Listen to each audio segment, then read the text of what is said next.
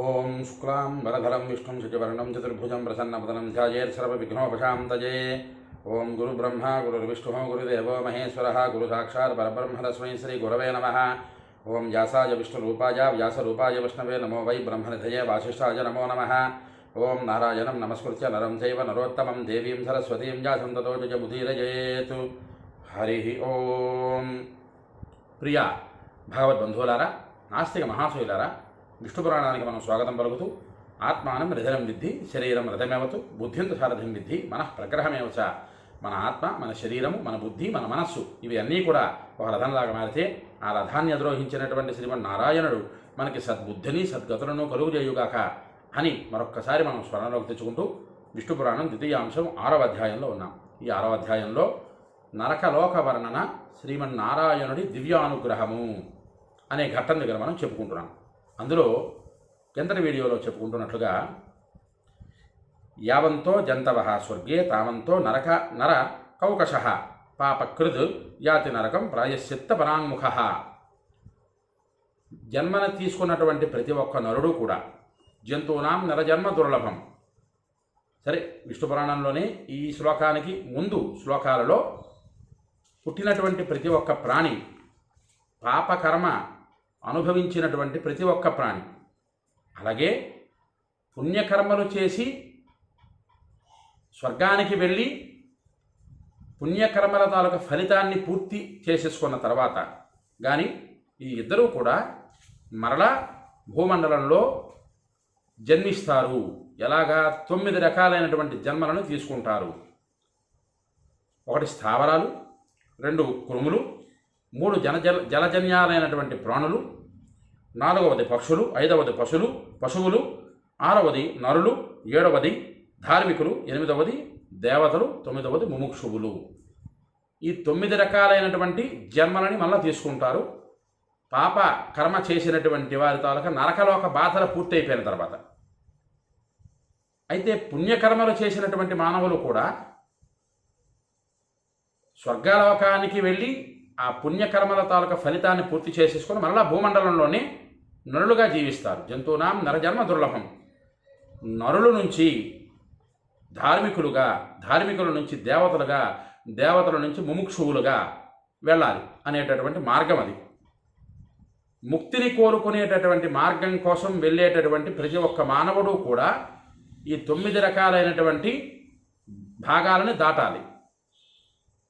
అందుకే ప్రధానంగా నరుడు జన్మ, మానవుడుగా జ్ఞానం తెలిసినటువంటి మానవుడుగా జన్మ తీసుకున్నటువంటి ప్రతి ఒక్క ప్రాణికి కృత, త్రేత, ద్వాపర, కలియుగములు అనేటటువంటి యుగాలని నియమించారు బ్రహ్మదేవులు వారు. ముముక్షువులుగా మారాలి ప్రతి ఒక్క మానవుడు. అలాగా ఆ ప్రకారంగా ముముక్షువులుగా మారి మోక్ష సామ్రాజ్యాన్ని, పునర్జన్మ రాహిత్యమైనటువంటి కైవల్యాన్ని పొందడానికి నరుడు నుంచి ప్రారంభం చేసుకుంటూ వెళ్ళాలి. కానీ పాపాలు చేసినటువంటి వారందరూ కూడా పాపపు తాలూకా నరకలోక బాధలు పూర్తయిపోయి స్థావరాల దగ్గర నుంచి, కురుముల దగ్గర నుంచి, జలజన్యాల దగ్గర నుంచి, పక్షుల దగ్గర నుంచి, పశువుల దగ్గర నుంచి ఇన్ని జన్మలు తీసుకున్న తర్వాత నరుడుగా వస్తాడు. ఇక్కడ ఈ ఇద్దరికి కూడా మధ్యస్థమంలో నరుడు తాలూకా జన్మ ఉత్తమమైనది. జంతువునాం నరజన్మ దుర్లభం అని ఇందుకనే అన్నారు. 9 రకాలు అనుకున్నాం కదా. మొదటిది ఏమిటి? స్థావరాలుగా, 2వది కృములుగా, 3వది జలజన్యాలైన ప్రాణులుగా, 4వది పక్షులుగా, 5వది పశువులుగా, 6వది నరుడు. ఇటు నుంచి చూస్తే 5గురు తర్వాత నరుడు 6వవాడు. అటు నుంచి చూస్తే ముముక్షువులు, దేవతలు, ధార్మికులు, వీళ్ళ 3 తర్వాత 4వవాడు నరుడు. వీళ్ళ 3 ముందు 4వవాడు నరుడు. అందుకే మన పెద్దలు అన్నారు, జంతువునాం నరజన్మ దుర్లభం. సమస్త ప్రాణికోటి యందు మానవుడిగా జన్మ తీసుకోవడం చాలా విశేషణంతో కూడుకున్నటువంటి పని. మానవుడిగా జన్మ తీసుకున్నటువంటి ఆ జీవి ఏదైతే ఉందో ఆ జీవి పూర్వజన్మ కర్మానుబంధనాన్ని వీడి మోక్ష సామ్రాజ్యానికి సోపాన మార్గం, మెట్లు ఎక్కేటటువంటి ప్రధానమైనటువంటి మార్గం నరుడుగా జన్మించడం, మానవుడిగా జన్మించడం. అది స్త్రీయా, పురుషుడా, నపుంసకుడా, మరొకట కాదు. ఆ జన్మ తీసుకున్న ప్రతి ఒక్క మానవుడికి కూడా పునర్జన్మ రాహిత్యం చేసుకునేటటువంటి అవకాశం ఈ జన్మలోనే ఉన్నది. అది మాత్రం ఖచ్చితంగా పట్టుకోండి. ఎందుకంటే ఎదరఘట్టాలలో మనకు వస్తుంది ఆ విషయం. అందుకు అక్కడ మనం చెప్పుకుంటూ ఈ నరుడి నుంచి ధార్మికులుగా మారాలి, ధర్మబద్ధమైనటువంటి జీవనాన్ని సాగించాలి. ధార్మికులుగా మారి ధర్మబద్ధమైన జీవనాన్ని సాగించిన తర్వాత దేవతామూర్తి రూపం వస్తుంది. దేవతామూర్తి రూపం వచ్చిన తర్వాత నేను దేవుణ్ణి అనేటటువంటి అహంకారం మళ్ళీ వచ్చిందనుకోండి మానవుడికి, మళ్ళీ అతఃపతనం అయిపోతాడు. దేవతలుగా మారడమే కాదు, ముముక్షువులుగా మారాలి. దేవతల నుంచి ముముక్షుల నుంచి మోక్ష సామ్రాజ్యానికి సాధించేటటువంటి జ్ఞాన సముపార్జన చేసుకోవాలి అని ఈ పురాణంలో మనకి ప్రత్యక్షంగా పరాశరుడు వారు. సరే, ఒక్క నరజన్మ గురించి మనం చెప్పుకోవాలనుకుంటే చాలా విశేషణంతో కూడుకున్నటువంటి పరమార్థాలన్నీ ఉన్నాయి. వాటన్నిటి గురించి వాటి జోలికి వెళ్లకుండా మానవుడిగా పుట్టినటువంటి ప్రతి ఒక్క మానవుడు ధర్మబద్ధమైనటువంటి జీవనాన్ని సాగించండి, పునర్జన్మరాహిత్యమైనటువంటి కైవల్యాన్ని పొందడానికి ఇది మొదటి మెట్టు అని చెబుతున్నారు ఇక్కడ పరాశరుడు వారు. స్వర్గంలో ఎన్ని ప్రాణులు ఉన్నాయో అలాగే నరకంలో కూడా అన్నే ప్రాణులు ఉన్నాయి. పాపం చేసి ప్రాయశ్చిత్తం చేయడానికి విముఖుడైనటువంటి నరుడు, జీవుడు ఖచ్చితంగా నరకలోకానికి ప్రాప్తమవుతాడు అని చెబుతూ పాపానామను రూపాన్ని ప్రాయశ్చిత్తాన్ని యద్యథ తథా తథైవ సంస్కృత్యా ప్రోక్తాని పరమర్షిభిః. ఇక్కడ పరాశరుడు వారు చెబుతూ పాపాలకు తగినట్లుగా ప్రాయశ్చిత్తాలు ఎలా ఉంటాయో వాటిని పరమర్షులు వేద ధర్మానుసారంగా భిన్న భిన్న పాపాలకు భిన్న భిన్న ప్రాయశ్చిత్తాలు చెప్పారు. ఏ మానవుడైతే తెలిసి తెలియక చేసినటువంటి పాప కర్మలు పోగొట్టుకోవాలి అనుకున్న వాడికి ప్రాయశ్చిత్తములు ఉన్నాయి. ఆ ప్రాయశ్చిత్తములు చేసుకున్న తర్వాత మానవుడు పాప పంకిలమైనటువంటి సంచితాన్ని విడిచిపెట్టడానికి ఒక అవకాశం ఇస్తారు భగవంతుడు అంటూ పాపే గురువుని స్వల్ప న్యల్పే చ తద్విధ ప్రాయశ్చిత్తాని మైత్రేయ జగుః స్వయంభువాదయః. స్వయంభవ మనవుల దగ్గర నుంచి చెబుతున్నారు. పాపం పెద్దదైతే ప్రాయశ్చిత్తం అంత పెద్దదిగా ఉంటుంది. ప్రాయశ్చిత్తం అంటే ఏదో యజ్ఞయాగాదులు చేసేయాలి, దాన ధర్మాదులు చేసేయాలి అని కాదు. తెలిసి చేసిన పాపానికి, తెలియక చేసినటువంటి పాపానికి రెండు రకాలుగా. పాపమే, ఏదైనా పాపమే. మనం చూస్తుండగా మన చేతితో కానీ మన కాలితో కానీ భూమి మీద నడిచేటటువంటి చిన్న జీవులు ఉంటాయి. చూస్తూ ఉండగా వాటిని చంపడం మనకి తెలిసి చేసినటువంటి పాపం. ఎంతో పరమ పాపిష్టి పాపం అది, క్షమించాలి, ఎంతో చండాలమైనటువంటి పాపం అది చూస్తుండగా. కానీ మనకి తెలియకుండా ఏదో ఆతురత మీద మనం వెళుతున్నప్పుడు ఒక జీవి మన పాదాల కింద పడ్డాదని, అది చనిపోయిందని మనకి తెలియనప్పుడు ఆ పాపం మనకు ఉంటుంది. కానీ దానికి ప్రాయశ్చిత్తం చేసుకునే అవకాశం భగవంతుడు ఇస్తాడు. తెలిసి చేసిన పాపాలకు ఏనాడూ ప్రాయశ్చిత్తం ఉండదు, అది మాత్రం జ్ఞాపకం ఉంచుకోండి. పెద్ద పాపం చేస్తే పెద్ద పూజలు 1 కోటి రూపాయలు దొంగతనం చేసామండి, అందులో 50 లక్షల రూపాయలు పెట్టి యాగం చేసామండి అంటే కాదు కదా. భక్తి లేని పూజ పత్రిక చేటు అన్నట్టుగా పాపం చేయడం ఎందుకు, దానికి ప్రాయశ్చిత్తం ఎందుకు? అందుకే వేద ధర్మానుసారంగా అని ఇక్కడ పరాశరుడు వారు చెబుతున్నారు. ఒక్కొక్క శ్లోకము అర్థం చెప్పుకున్నట్లయితే అది ఒక అంతకి మనకి ఈ పురాణం తేలదు. కాబట్టి వేదంలో చెప్పినటువంటి ధర్మబద్ధమైనటువంటి ప్రాయశ్చిత్తాలు ఏవైతే ఉన్నాయో ఆ ప్రాయశ్చిత్తాలు చేసుకోండి. ఎందుకంటే గౌతమ మహర్షి అంతరాయనికి తెలియక చేసినటువంటి పాపం అని, దానికి గౌతమ మహర్షి ప్రాయశ్చిత్తం చేసుకుంటే పరమేశ్వరుడి కోసం తపస్సు చేస్తే పరమేశ్వరుడు ప్రత్యక్షమై నీ వలన మహా ఉపకారం జరగాలి అని ఉన్నది. కాబట్టి నీకు ఈ పాపం అంటింది సుమా. తెలియక చేసినటువంటి పాపాలు, తెలిసి చేసిన పాపాలకి కాదు. అందువలన మనం తెలుసుకోవాల్సింది ఏంటయ్యా అంటే, తెలిసి చేయకూడదు పాపము, తెలియక చేస్తే దానికి సరిదిద్దుకునే అవకాశం భగవంతుడు ఇస్తున్నాడు అని ఇక్కడ చెబుతూ, ఆ సరిదిద్దుకునే అవకాశం కూడా వేద ధర్మానుసారంగా సరిదిద్దుకునే అవకాశం ఇస్తాడు భగవంతుడు. పాపే గురువుని స్వల్పాన్యల్పే చ తద్విధ ప్రాయశ్చిత్తార మైత్రేయ జగుః స్వయంభువాదయః. స్వయంభవ మనువులు వారందరూ కూడా చెబుతున్నారు ఎంతటి పాపానికి అంతటి ప్రాయశ్చిత్తం ఉన్నది అంటూ. ప్రాయశ్చిత్యాన్యశేషాని కర్మాత్మకాని వై యాని తేషామశేషానాం కృష్ణనామ సంస్మరణం పరం.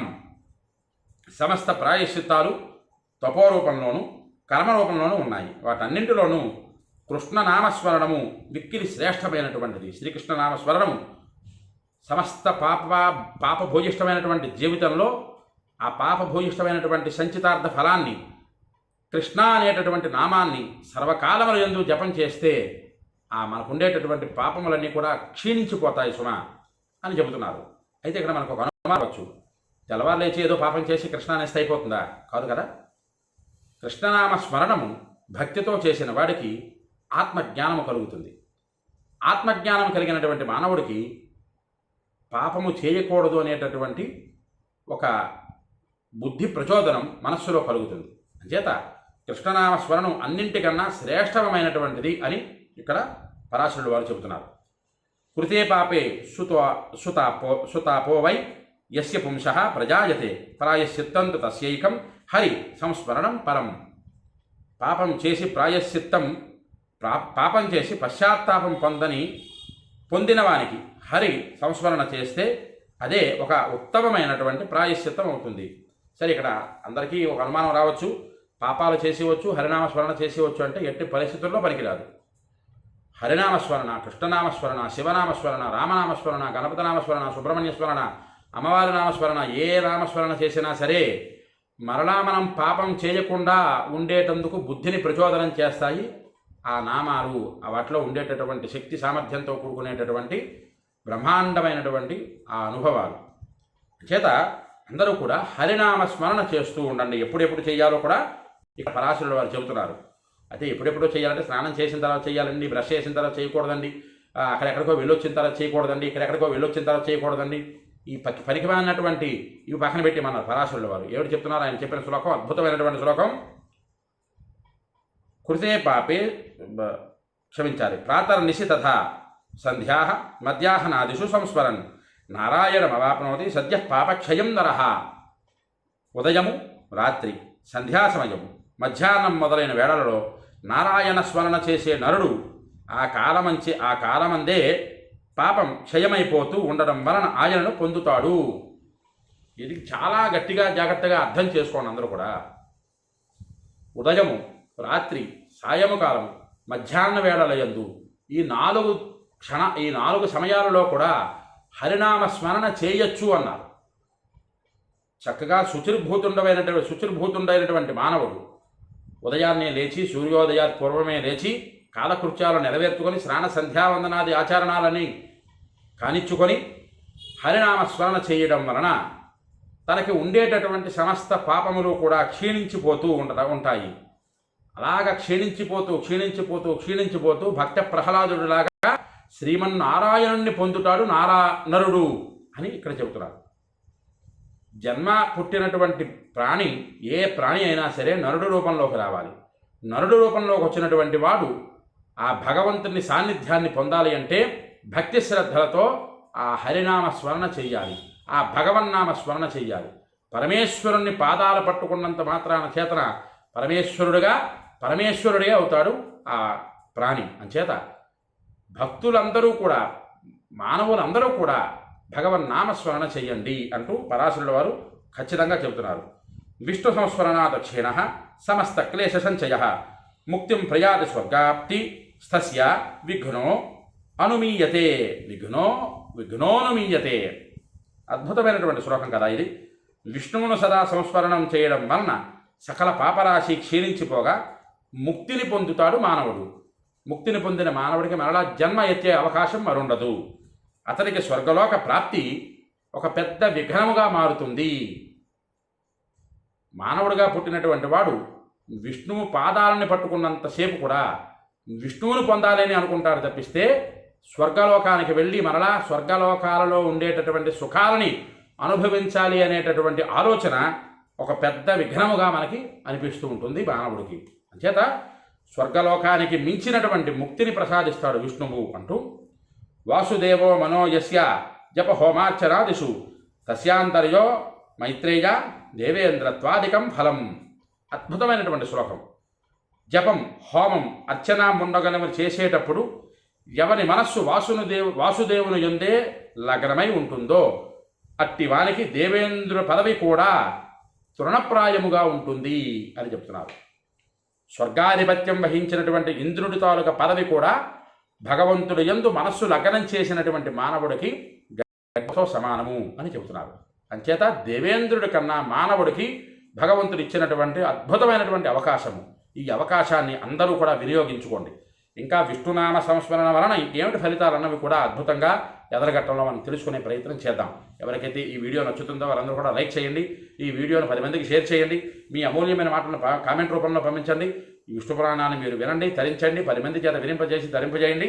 ఈ యూట్యూబ్ ఛానల్ని సబ్స్క్రైబ్ చేసుకుని ఆదరిస్తారని మరి కోరుకుంటూ హరి ఓం స్వస్తి.